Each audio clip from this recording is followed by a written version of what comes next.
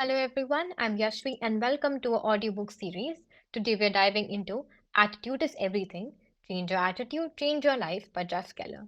This experience is enhanced when you read along. So grab your copy and let's embark on this transformative journey together. Part 1. Success begins in the mind. Success is a state of mind. If you want success, start thinking of yourself as a success. Beautifully quoted by Dr. Joyce Brothers. Lesson 1. Your attitude is your window to the world. Better keep yourself clean and bright. You are the window through which you must see the world. Beautifully quoted by George Bernard Shaw. It was just after 1 p.m. and Sarah was getting hungry. She had put in a few productive hours of work at her desk and decided to get a bite to eat at a nearby coffee shop. A few minutes later, Sam walked into the coffee shop. He too was on his lunch break. Sam sat down at a table a few feet away from Sarah. The same waitress served Sarah and Sam that afternoon. Each customer waited about the same amount of time before the waitress took the order. Each of them received their meal around the same time. Each of them was served well prepared, wholesome food. And each waited the same amount of time for the waitress to deliver the tray. But that's where the similarities ended. Sarah had walked into the coffee shop with a smile, a spring in her step, and a very positive outlook on the world. It was plain for everyone to see. Her body language and her posture reflected her optimism. Sarah had a delightful lunch, exchanged some pleasant conversation with the waitress, and went back to work with a recharged battery.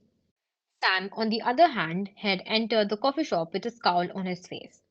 He looked like he'd been sucking on sour pickles all morning.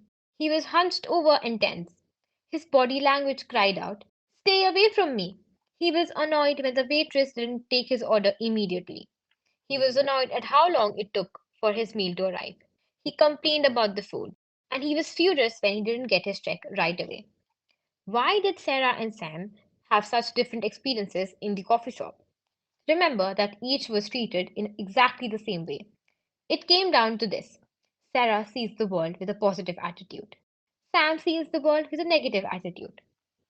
A definition of attitude: think of your attitude as the mental filter through which you experience the world.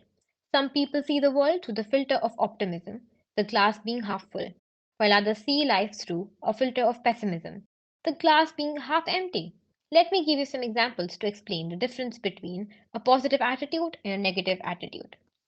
The person with a negative attitude thinks, "I can't." The person with a positive attitude thinks, "I can." The person with a negative attitude dwells on the problem.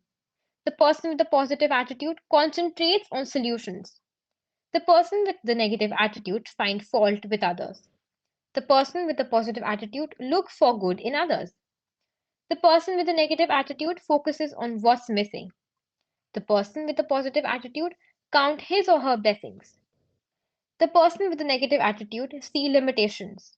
The person with a positive attitude sees possibilities. I could go on and on with examples, but I'm sure you get the idea. When I talk to audiences about attitude, I often like to use the word pictures. They help people to understand and remember what I said. Let me paint this picture for you. Your attitude is your window to the world. Everyone starts with a clean mental window. Let's take a few moments to discuss why I said your attitude is your window to the world. We all start out in life with a good attitude, or should I say, a clean mental window. Just watch young children. They're always laughing and giggling. They have a sunny disposition. They love to explore new things. Consider the attitude of a child who's learning to walk. When he stumbles and falls down, what does he do? I'll tell you what he doesn't do. He doesn't frown or complain the carpet. He doesn't point fingers at his mother or father for giving him lousy instructions. He doesn't quit. Oh no, he smiles, gets up again, and makes another attempt. And another. He keeps going for weeks and weeks with a positive attitude until he gets it right. His window is squeaky clean and he feels like he can conquer the world. But as you know, there comes a point where life starts throwing some dirt at our windows. And here's what happens: our windows get splattered by criticism from parents and teachers. Our windows get smudged by ridicule from peers. Our windows get smeared by rejection. Our windows get soiled by disappointments. Our windows get clouded by doubt. The problem is the dirt keeps building up, and all too many people do nothing about it. They continue to go through life with a filthy window. They lose their enthusiasm. They get frustrated and depressed. And most tragically, they give up on their dreams, all because they failed to clean the attitude window. That's the road I was traveling down. I had a dirty window when I was an attorney. And the longer I stayed in that field, the filthier my window got. I saw no possibilities. How could I? My window was splattered with the mud of negativity. Wash your window. But then, by the grace of God, I learned that all I had to do was clean off my window. I had to improve my attitude so I could see the world clearly again. After I removed the grime from my window, a whole new world opened up for me. The frustration and depression lifted. I had more confidence. For the first time in many years, I could see the magnificent possibilities that life had to offer. And I was able to make a career transition and do work that I absolutely love. When you really think about it, I'm in the business of helping people to clean off their windows to get a better attitude. Do you see what I mean when I say your attitude is your window to the world? Can you appreciate how your attitude affects the way you see everything in your life? More importantly, you are beginning to see those areas where your window needs to be washed. Control your attitude. It's your job to keep your window clean. Sure, I can give you a little encouragement, and other people can encourage you too. But in the end, nobody else can do it for you. You see, you always have a choice. You can leave the filth on your window and look at life through a smeared glass. But there are consequences to that approach, and they are not very pretty. You'll go through life negative and frustrated. You will be unhappy. You'll achieve only a fraction of what you're capable of achieving. That's a better way. When you choose to take out your squeegee and clean your window, life will be brighter and sunnier. You will be healthier and happier. You'll get some ambitious goals and begin to achieve them. Your dreams will come alive again. Still doubting whether you really have the power to change your attitude? Perhaps you're thinking, Jeff, that's easy for you to say. Your attitude wouldn't be so good if you had my problems. Granted, some really devastating things may have happened to you. You may have endured much suffering. Perhaps you're going through some tough times right now. But even under the worst circumstances, I still contend that you have the power to choose your attitude. I'm not saying it's easy, but the fact remains the choice is yours. Let me tell you about a man who is well qualified to speak on the subject of attitude. His name is Dr. Viktor Frankl, and he went through hell on earth and managed not only to survive but to inspire millions of people. You see, Viktor Frankl endured years of horror as a prisoner in the Nazi death camps. To make matters worse, his father, mother, brother, and his wife died in camps or were killed in gas chambers. Every day, Frankl and other prisoners suffered from hunger, cold, and brutality.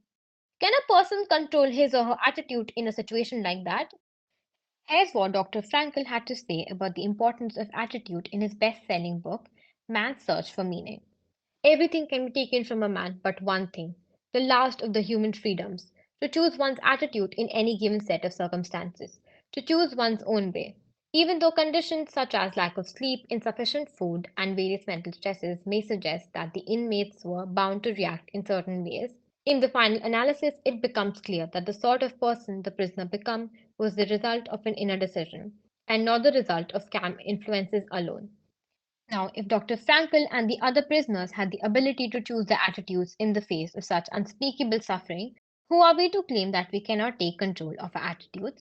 As Hugh Downs has said, a happy person is not a person in a certain set of circumstances, but rather a person with a certain set of attitudes. That's a powerful statement, and it's the truth.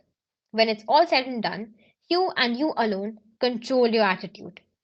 Attitude and success. Okay, let's say you clean off your window and develop a positive attitude. You're smiling. You sit home and think positive thoughts. Will that alone lead you to outrageous success and the realization of your fondest dreams? No, it won't, because there's more to success than just having a great attitude. To maximize your potential and achieve your goals, you need to apply certain time honored principles of success that have helped millions of people to achieve extraordinary results. And they'll do the same for you. In the next 11 lessons of this book, I'll be taking you through these success principles step by step. You'll learn about confronting your fears, overcoming adversity, harnessing the power of commitment, and much, much more. You'll get the information and inspiration you need to start living the life you've always dreamed about. Still, you may be wondering, what do these success principles have to do with attitude? In a word, everything. That's why I say attitude is everything. Without a positive attitude, you can't activate the other principles. Your success in life begins and ends with your attitude. It's only when you clean your attitude window that the other success principles can shine through. If your window is smugged, only a fraction of light of these principles can get through. Your success is limited or even blocked. But when you learn to keep your attitude window clear, the light comes pouring in, and you can use these empowering principles to earn more money and have more satisfying relationships, increase your spiritual awareness, and reach your full potential. When you combine a positive attitude with the other success principles, you become unstoppable. Thank you for joining me for the introduction of this book. We've just explored the introduction together. Stay tuned for more insights and transformative ideas in our upcoming lessons. Don't forget to subscribe for more inspiring content. See you in the next chapter.